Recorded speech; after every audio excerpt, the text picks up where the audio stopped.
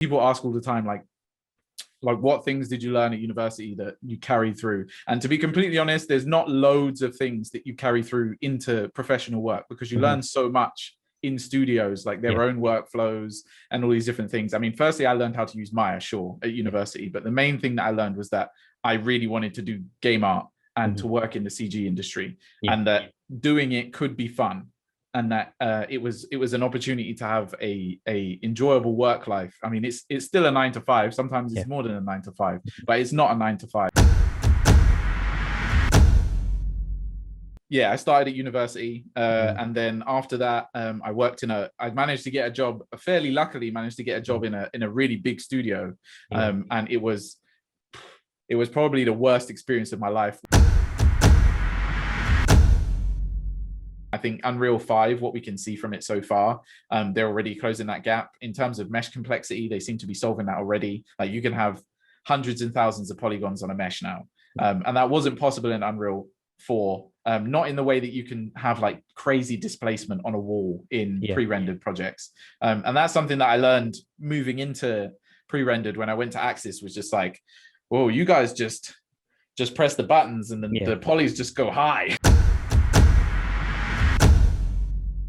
I had always thought about like, I'm the only black guy in this studio many times. And every time it's just a natural thing, right? You go to a studio and you're like, there's maybe like 2 other people here that are black too. And I'm probably going to never work with either of them.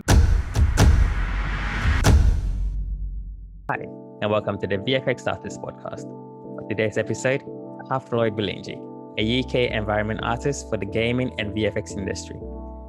During today's discussion, I'm looking to find out more about Floyd's journey into the industry, as well as to discuss a bit more about diversity in the industry.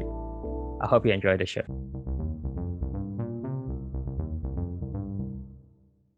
I'm happy to have you on. Just because I've been wanting to chat to you for some time. I think just because about a month ago, one of my mates in industry, shout out to Jermaine Rajes, he forwarded me one of your posts about, I think there was a black student emailing you, asking you about what it was like, or what it's like being a person of color in the industry. And and then that hit home just because it was exactly that reason why Jermaine mentioned you to me, because you were, in his own words, like the second black supervisor he's seen in the UK.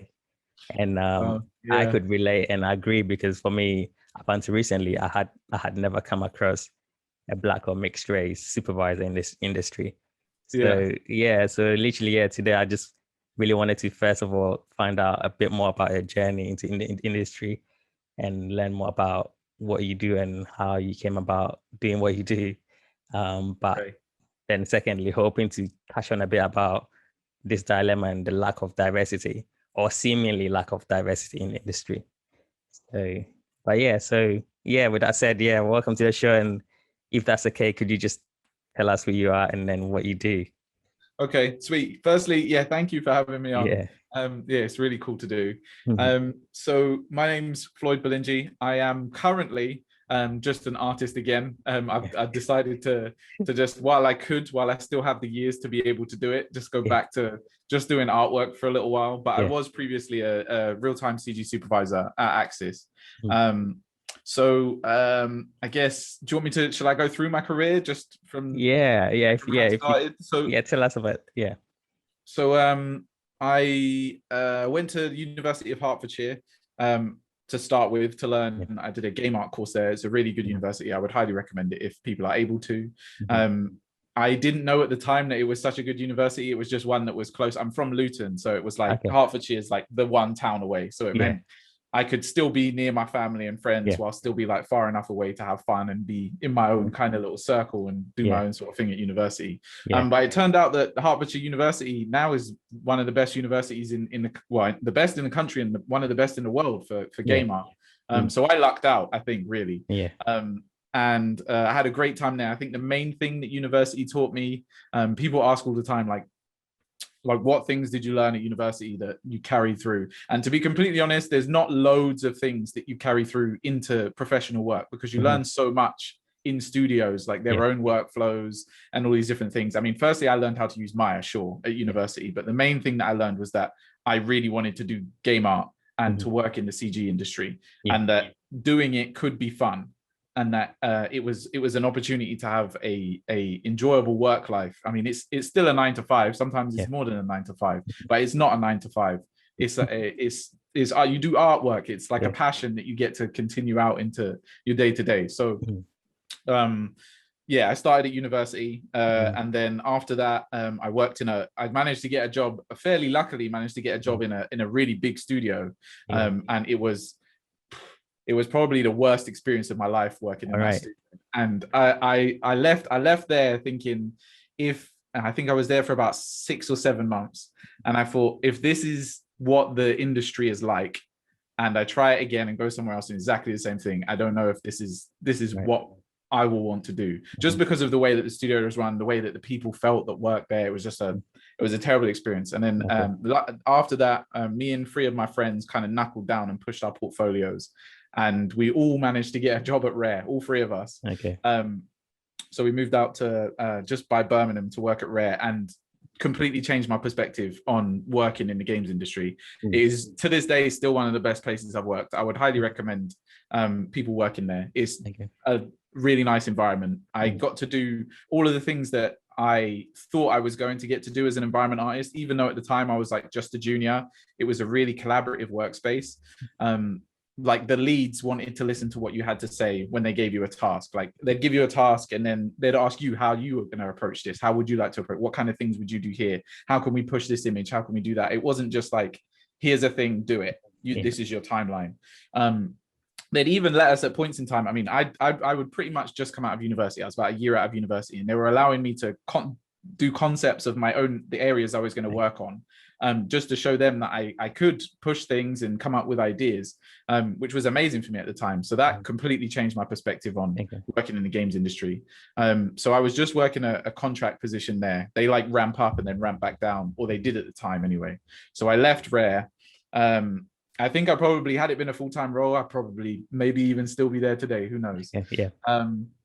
But after that, I thought it would be cool to get into doing mobile games and seeing what that kind of part of the industry was like. So at Rare, I got to work on AAA, or pretty much AAA, I suppose. It was very stylized, but it was pretty much AAA.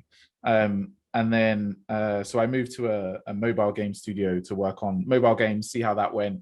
And I enjoyed it for a little while. We moved out to Malta. We were in Malta working. And that's one thing also that I would say, for anyone interested in getting into this industry, you can work and live anywhere. Like there's studios all over the place, and if you're good enough and you're passionate enough, people will hire you, and you'll be able to move all over the world. There's studios everywhere. So me and my partner moved out to Malta. We lived there for I think maybe 2.5, nearly 3 years. And I kind of got to the end of working in mobile games, and I started getting that AAA hunger, and I was like, oh, I need to work on something that has more than 200 polygons. So I kind of buckled down and pushed my portfolio again, and managed to get a job at Splash Damage, working on the Gears of War franchise. And I'd say Splash Damage is probably the place where I improved most as an artist, and I like really came into my own and started working out what my style was and what sort of things I like the most, just because of the people that work there. I would say mostly. I worked with some amazing artists, some people that I still speak to today. Most of my friend group really are still people that I met at Splash Damage. It's a great place to work as well. But yeah, I was just surrounded by people that really cared about making art and games. And it's really liberating when you're in an environment like that, because anything goes, right? You can, I mean, I would show them personal work and people would comment on it, critique it. Like I'd have concept artists do paint overs of things, and I wouldn't need to like go knocking on someone's door and be like, hey, could you please do this for me? Like I'd show something and people would be like, oh, these are the things that we can do. Let's do this, let's do this, let's do this. And it really helps you improve, and it strips back that like ego about your work. Because these people are so much better than you, or they're as good as you, but in different ways. Like there's always things that you can learn from all these people. So that was really good. And I think that taught me most how to also, I'd say probably the first studio I worked at, the one that went terribly, that one and this one taught me most how to work with juniors and work with just newer, younger artists, and in how it is that you should treat them, and how it is that you grow talent, and create a space where, I mean, I don't want to say a safe space, but it is, in a way, it's a safe space, right? It's a place where nothing is wrong, and everything can be improved in some way. So yeah, that was my time at Splash Damage. That was awesome. And then me and my partner had a kid, and she's from Scotland. So I started looking around at what was going on in Scotland and managed to get a job at Axis, which was awesome. And that's where I got into kind of the VFX and animation industry.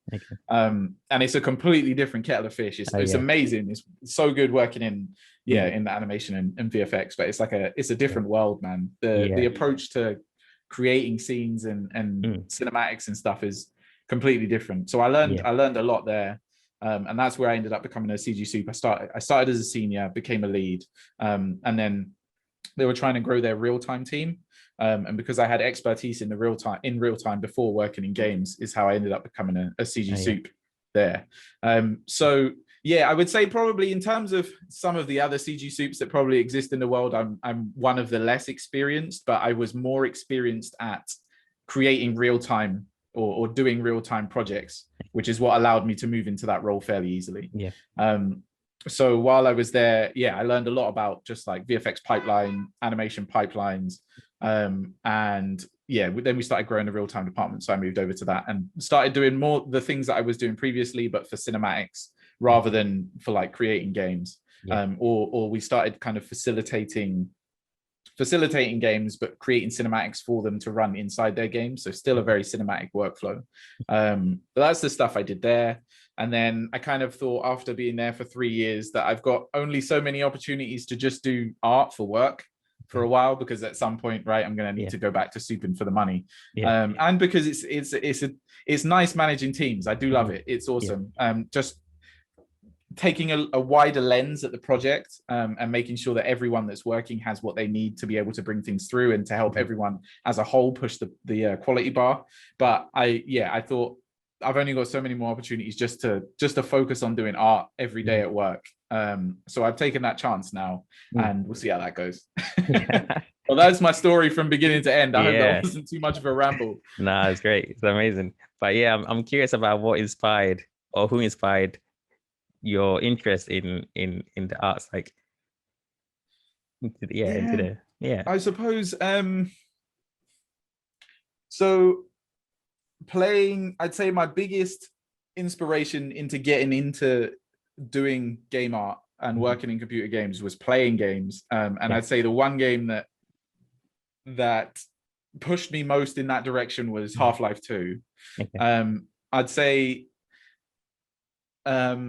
that game made me think this is what I want to do for my career. And then eventually it just ended up being that way. I've never really had any other career drive in my life.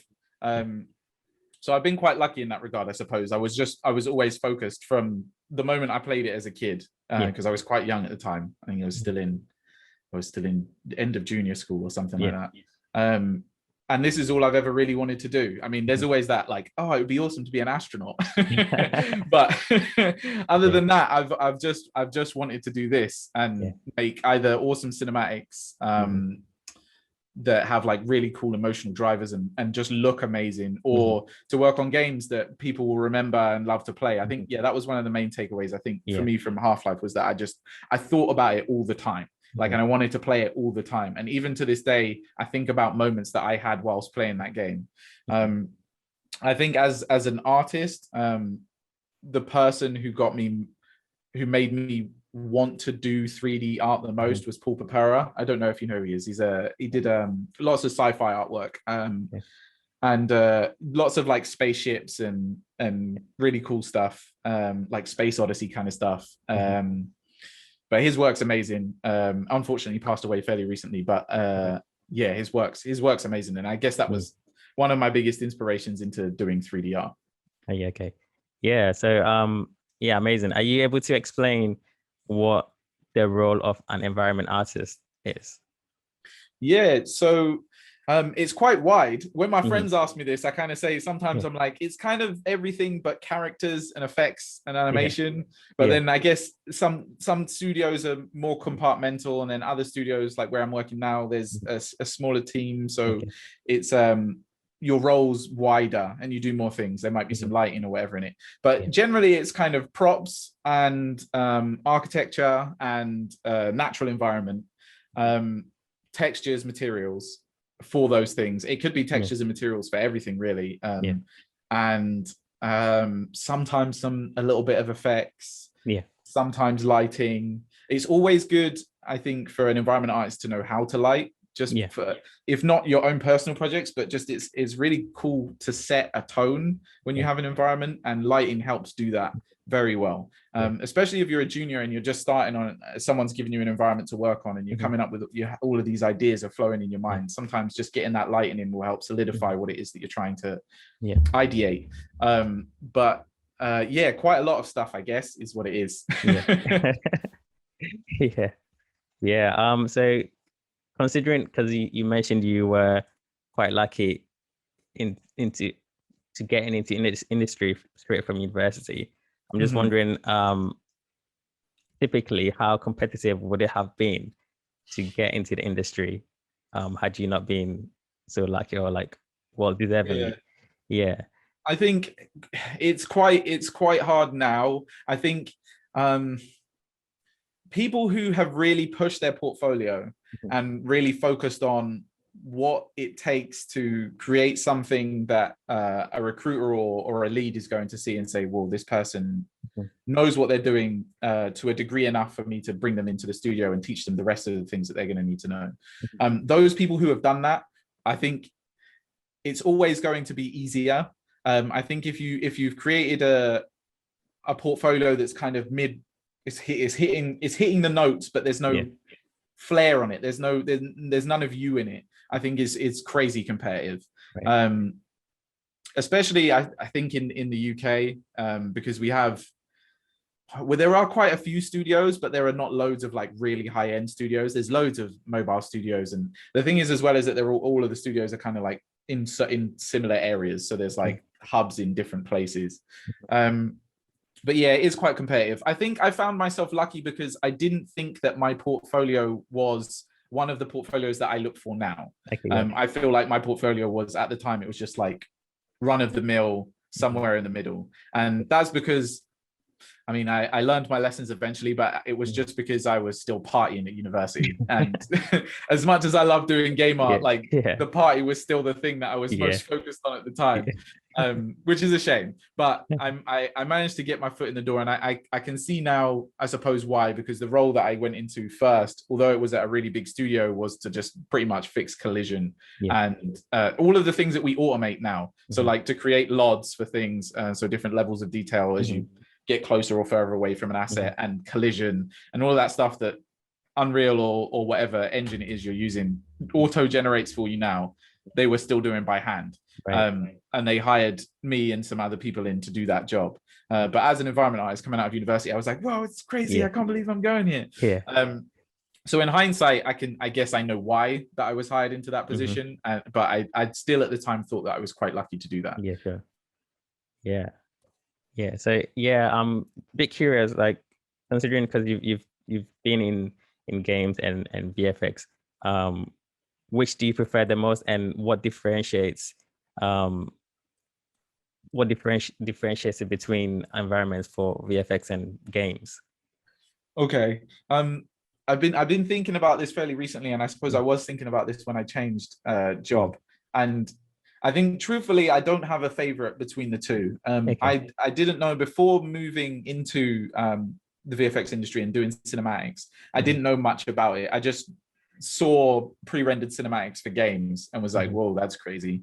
I would love to work on that at some point. And it turns out that they are just as awesome, but they're so different. So in working in games, I think that working in games is less time pressured for a good long period of time, and then it becomes very time pressured towards the end, because there's this massive game that you've got to make, and everyone's still working all of the mechanics out, and all of the story and all of these things are all being brought together, and then you come to like the last few months and it's like, oh, we're not there yet, we've got to get it in. So then everyone's kind of working really hard to get it in. Some places manage this really well, some places don't manage this really well, but in my experience, that's how it's been. But in the cinematics industry, it's kind of like smaller projects, intense the whole way through, and then you have a good little break, and then another intense project. What I did love about working in at Axis was just that I got to, in a year, the space of a year, work on like 5 different projects of like blockbuster games. And at the end of the year, I was exhausted mentally and physically, but I've worked on 5 games that I would never have got to work on, like, but it takes like 4 years to make a game sometimes, right? That would never have been possible. And I think the focus on the level of detail and quality in VFX and pre-rendered and cinematics is just so much higher. Even in stylized stuff, there are things that people are thinking about that people aren't thinking about in games, just because, one, it's not possible, and 2, you're going to run through and explode it anyway. But yeah, in games, there's kind of a different take on it, in that they understand that it's not just this 2-minute video that you're going to be watching, it's a whole game that you're going to be playing. So I do what I enjoy from games is just the integration of things like mechanics and how they change the way that you view the environments. Not having a fixed camera, so in pre-rendered stuff, a lot of the time camera's fixed because there's no player, right? You're a viewer watching it. So the environment is as the environment is, and that's been modeled to camera and made to camera. But in games, there's like this whole 360 exploration of something. If you make an asset, you've got to make that asset in the knowledge that someone's probably going to zoom in on one corner of it and shoot it. So in some ways it's more difficult. But one thing that I did love, I'd say the most about pre-rendered cinematics, was just the story and the things that people do to come up with ways to invoke emotion in the watcher in this like really small space of time, and then how that bleeds into everything from the character, the animation, the visual effects, and the environment that I work on as well. But yeah, 2 very different things, both have positives. I'm not sure which one I prefer, honestly. But yeah, I think I'd say working in the cinematics industry is much more intense. I mean, I'm not a gamer, but I've always been a great fan of cinematics, especially growing up and playing Final Fantasy, and the cinematics in Final Fantasy 7, well, the ones I played, were just amazing, just incredible. So they were groundbreaking for the time as well. I'm just wondering, are you able to mention some of the shows and the games that you've worked on, if they're not too? I could do. I will refresh my mind by using my ArtStation. I think it's probably the best. That's probably the best way to do that. Otherwise, I'll miss something off. So there's the last few things that I worked on at Axis, I unfortunately still can't talk about. And they annoyingly are the biggest things that I've worked on while I was there. So early on, I guess I'll go through my career, I guess. Early on, when I was at Rare, I worked on like a Kinect Sports game, which was it was their last Kinect Sports game.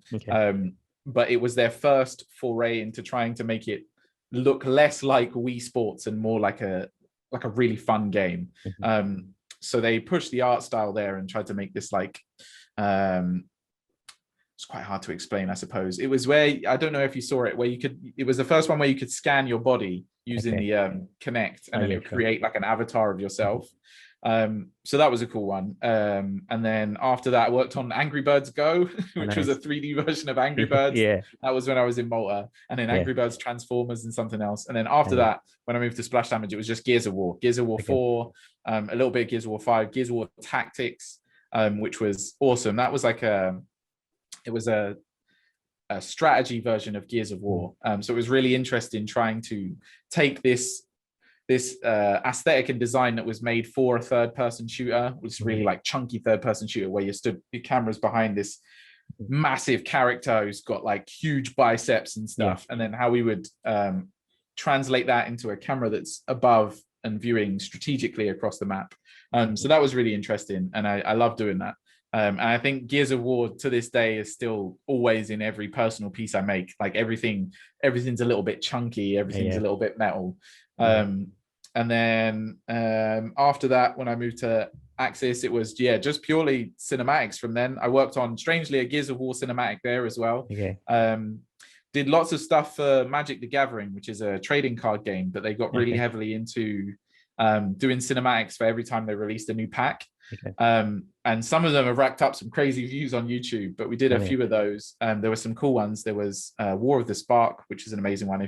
If anyone wants to see it, I would go and watch that. Magic the Gathering, War of the Spark. And then we did Throne of Eldraine, which is you kind of chase some gingerbread men across a fantasy tabletop. That's a really cool one as well. That was really interesting, trying to take the perspective away from a normal sized human character and then put it on like a gingerbread man that's this high, and have all of the things on the tabletop, like I don't know, a milk jug or an apple or whatever, be like what would be a building or a car for us. And just changing the perspective there was really fun, and just pushing that level of detail on those things, like having those little fine hairs and dust motes and stuff.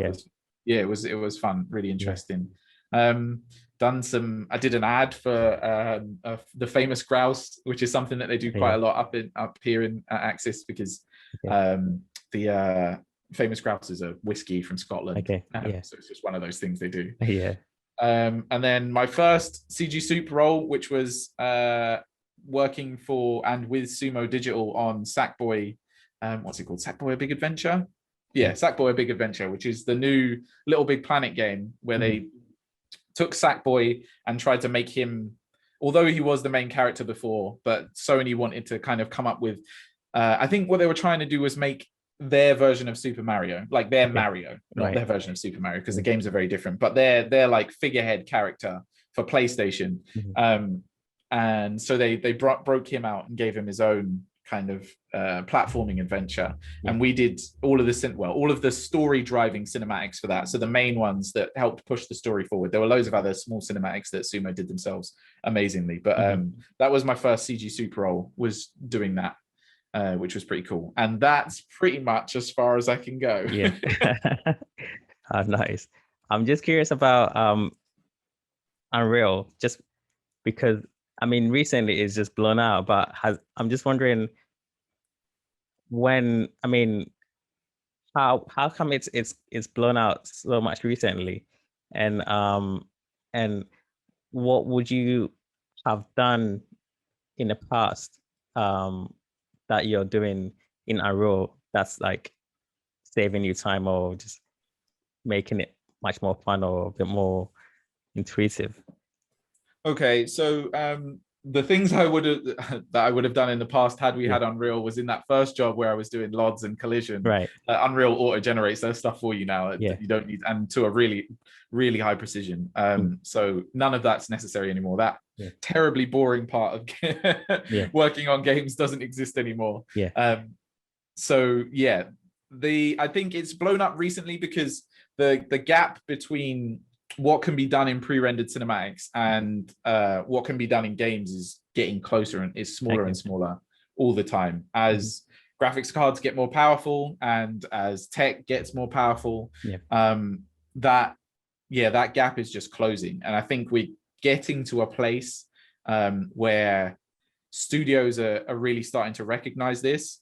The team over at Unreal has recognized this a good while ago, and that's their aim, I think, is to just create this tool that can replace what people are doing with pre-rendering. I mean, you can still, to some degree, pre-render out of Unreal, so you can render from it. But I guess the only setbacks at the moment are that mesh complexity and things like translucency and transparency and all of that stuff that requires like really complex rendering is still going to be done in pre-rendered high-end studios. As soon as Unreal manages to completely close that gap, I don't see why people won't completely be using it. I think Unreal 5, what we can see from it so far, they're already closing that gap. In terms of mesh complexity, they seem to be solving that already. Like you can have hundreds and thousands of polygons on a mesh now. And that wasn't possible in Unreal 4, not in the way that you can have like crazy displacement on a wall in pre-rendered projects. And that's something that I learned moving into pre-rendered when I went to Axis, was just like, whoa, you guys just press the buttons and then the polys just go high. Like you put a displacement map or a height map on there and have it tessellate like 6 or 7 times in a scene, and everyone's okay with that. That's fine because it looks awesome. But you can't do that in games, or you couldn't do that in games. And I think eventually you will be able to, and you'll be able to have scans with displacement on them and things like that. But I can see studios, and we were at Axis, and lots of studios are as well, just trying to find ways to integrate real time and Unreal and into their workflows and seeing how it can speed up things. So things like layout, things like lighting, I guess, setting a tone in the beginning are all way faster in Unreal. Everything basically before you start completely arting something up, you can do in Unreal at like so many times the speed. You can do stuff like virtual camera work. So you can have, I could be working on a scene and a director could have a virtual camera, so like a VR kit, and he or she could be inside the scene with me, directing where they want this camera to be, setting up cameras while I'm also at the same time moving lights around. Like you can do all of these things simultaneously in one Unreal scene at the same time, and that stuff just isn't possible anywhere else without like an insane amount of custom tech, right? But this is like out of the box stuff that you can do in Unreal, and it's really exciting. There's just so much that you're going to be able to do with it, and it's so much faster. It's just that when they get that like that quality to match what you can push out of like a 1 hour, or I mean renders can go up to like 5 hours of render, right? Or even higher than that, I suppose. As soon as they manage to get something like to 80% of that, I think it's going to be game on, really. Nice. Just coming back to my topic at the beginning, I'm just wondering why do you think there's the industry lacks diversity in key roles and general departments? Okay. So I tried to, after I put that post on LinkedIn, I tried to think like long and hard about why I thought this was a thing. And until that guy had spoken to me and asked me how I felt about it, I had always thought about like, I'm the only black guy in this studio many times. And every time it's just a natural thing, right? You go to a studio and you're like, there's maybe like 2 other people here that are black too. And I'm probably going to never work with either of them. I mean, I'll see them when we go out for drinks, but like, I'm never going to have that like interaction with them at desks. And one thing that I find that's crazy is that the industry itself is super diverse, but not for, I don't see many black people at all in general. Like there's tons of people from Spain, there's tons of people from France, there's people from all over the world in this industry, and they all group up and they all work they'll work with everyone else, but they'll go and have coffee or whatever with people that they know from their own countries and stuff like that. But when it comes to seeing other black people from the UK, I just don't in most studios. And I guess thinking back also about university, and I guess obviously I can only speak from my experience. There weren't many in my class either. I had like one black friend that was in my class, and he unfortunately didn't finish the course, so he never made it into the industry. So I see that there maybe aren't enough black kids coming up from school going into college for this industry, and then because the numbers of kids that go to university in the courses drops by, I mean, once in the first year there's like say 80 people, in the second year there's like 40 people, and then in the last year only like 30 of them graduate, right? So if at the beginning you only get 3 black students in, by the time people come out, you will be lucky if there's one that gets through. And I don't know if it's just that this industry is never taken seriously in the black community, or it's not taken seriously, but that just it's not an option. I feel like I only wanted to do this because of my own want to do this. Yeah. It was never advertised to me Mm-hmm. as something I could do or something I should want to do. And I think that's something that maybe we need to do more. I think all I knew is when I was growing up, and all my friends knew when we were growing up, was that we didn't want to work a regular 9 to 5. Okay. And this industry has enabled me to do that. Sure, I work 9 to 5, but I do art all day, every day. I mean, pretty much everyone works a 9 to 5 that's not a millionaire. Like there's a period of time you're going to need to sit down and do your work. It's whether you enjoy doing that work or not that it makes the difference, right? And I 90% of the days, maybe 95% of the days, enjoy doing what I'm doing and love doing what I'm doing. But I think we just need to advertise more that this is a completely viable option, and not just a viable option, but a really fruitful one. And one that creates massive opportunities. Like I've not had to struggle for many years of my life. Like when I was at university, my card got declined at McDonald's. Like that was how I lived. No, but like that's not life anymore. And that's I owe that all to my own dedication, sure, and the fact that I love doing what I do, but to the industry enabling me at every step of the way to be able to do what I love doing. So yeah, that's what I see. I don't. I've sat down and asked myself if I feel like there's any racism of any kind in the hiring process, or there has been in me coming up. And from my own perspective, I've not seen any conscious racism. Like I've not seen anyone say we're not going to hire that guy because this. Most of the people that have worked in recruitment have ended up being my friends. It's hard though, because I guess in this day and age, you always assume that some unconscious bias or racism exists, right? But I think a large part of why we don't see Black kids coming up into the industry is that they just don't understand that this is a viable option. I think a lot could come to backgrounds and like influence from parents as well as like whoever is around us, I guess, community wise, and exposure as well. So I do agree.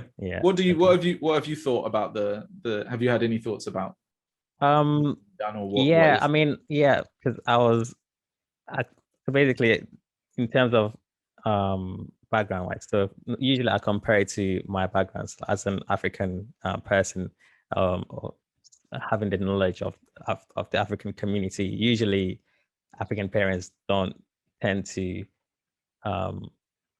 they tend to like guide or direct their kids into what the parents want them to do.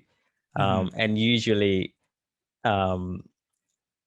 artistic roles in the African community is not common. It's not respected as much. So generally most of the kids or like the African community, they tend to go into different departments that are not creative or artistic.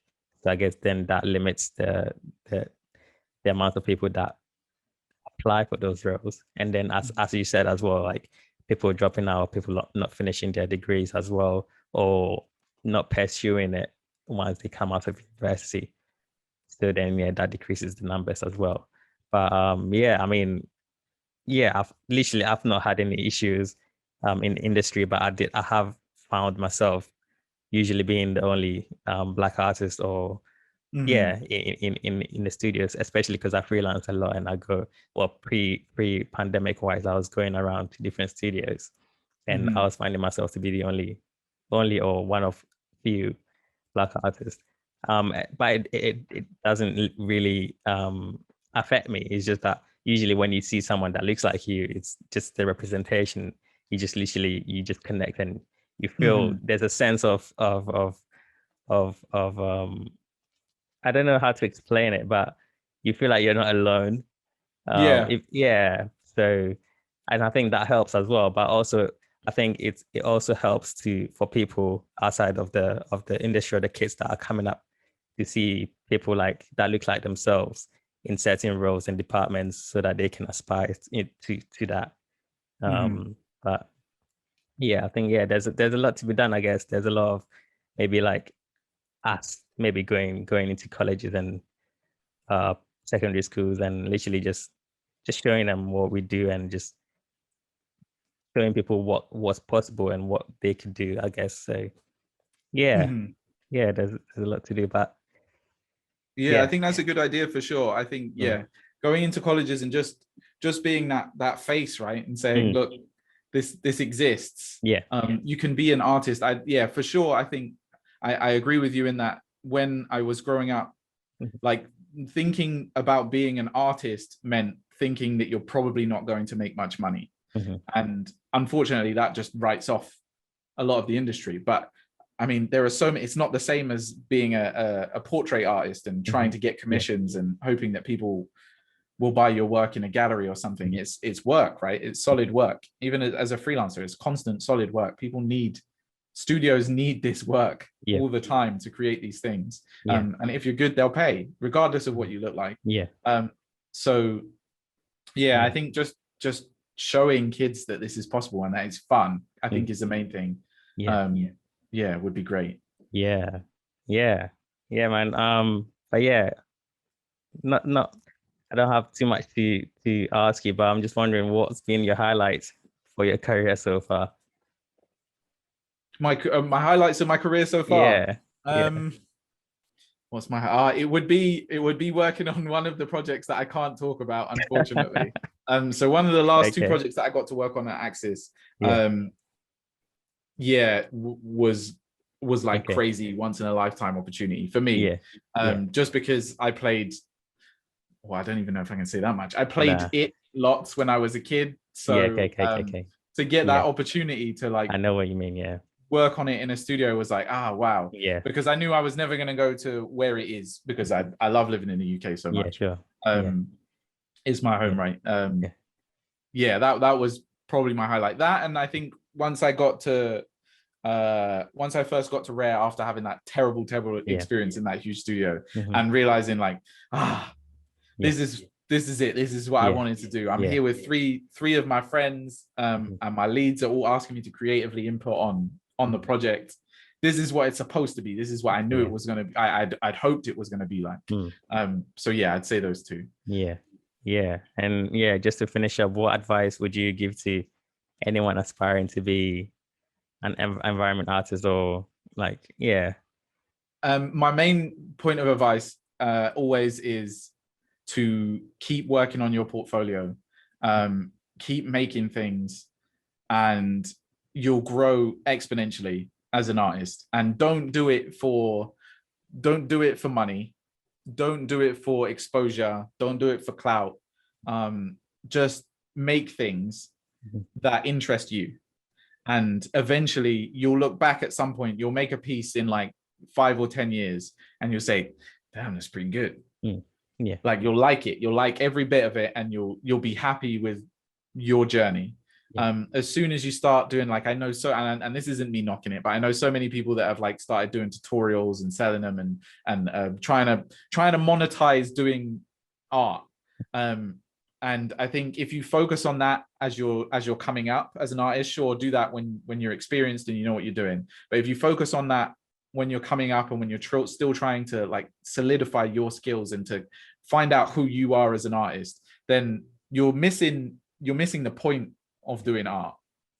And it's creative expression. So express creatively as often as possible. And if you're a 3D artist, mostly that means make pieces for your portfolio, and do them for you, do them because they interest you, Mhm. and people will love them. Yeah. Yeah. Amazing. Yeah, awesome. Yeah, man, it's been great. Yeah. Yeah, thank you so much for sharing your journey and your experience. It's just really cool. Thank you. No, it's cool. Thank you for having me on. And I think, yeah, we should chat some more about what we can do and see if we can get into some colleges or whatever. And Yeah. just see what we can do to help some kids coming up. But yeah, Yeah, thank you very much for having me on. It's been great talking to you.